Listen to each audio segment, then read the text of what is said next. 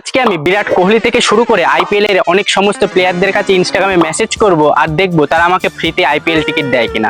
তো চলো ভিডিওটা শুরু করা যাক। তো প্রথমে আমরা মেসেজ করব বিরাট কোহলির কাছে, যার দেখো ইনস্টাগ্রামে ফলোয়ার আছে প্রায় 273 মিলিয়ন। আশা করি সে আমার মেসেজের রিপ্লাই দেবে। তাকে আমি মেসেজ করছি, आईपीएल टिकट मिल जाए तो लाइफ सेट हो जाएगी। I am making a crazy YouTube videos on messaging my favourite IPL legend.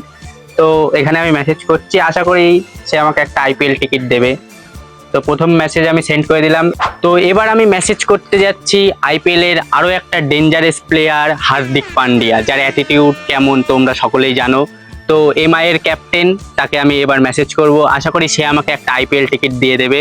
তো চলো মেসেজ করা যাক তাকে। তো দেখো হার্দিক পান্ডিয়ার প্রোফাইলে গিয়ে আমি একটা মেসেজ সেন্ড করে দিয়েছি। আশা করি হার্দিক পান্ডিয়া, তার অ্যাটিটিউড আছে, আশা করি আমাকে একটা আইপিএল টিকিট সেই অ্যাটিটিউডের জন্য দেবে। আর আমি গিয়ে সেখানে একটা ব্লগ শুট করে তোমাদেরকে উপহার দেবো, এই জন্য অবশ্যই আগে লাইক করে দাও।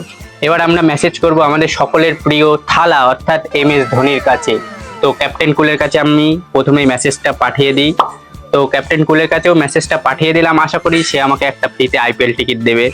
তো এবার আমরা মেসেজ করতে যাচ্ছি আর একটা খতরনাক প্লেয়ার সূর্যকুমার যাদবকে। তো সূর্যকুমার যাদবকে আমি একটা মেসেজ করে দিয়েছি, আর সেই মেসেজটা হলো, स्काई आपका शॉट्स तो हर जगह जाते हैं, बस एक आईपीएल टिकट फ्री में मेरी तरफ भेज दो।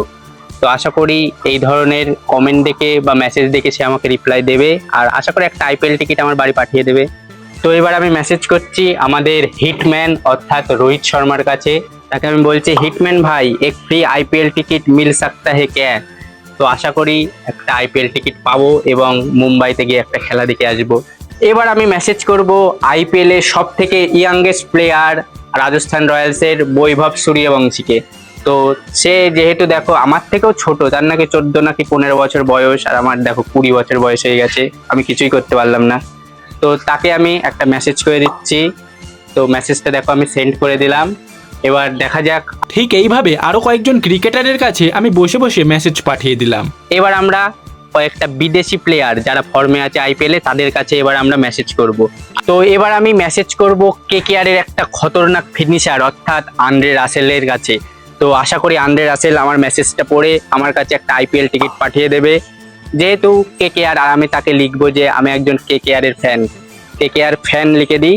তো আশা করি সে আমাকে একটা আইপিএল টিকিট দেবে। তো তোমরা কি মনে করো যে কেকেআর এর কে আমাকে একটা আইপিএল টিকিট দিতে পারে? রিঙ্কু সিংকে করবো নাকি অন্য কারোর কাছে? তোমরা কমেন্ট করো, আমি পরের ভিডিওতে সেইটা করব।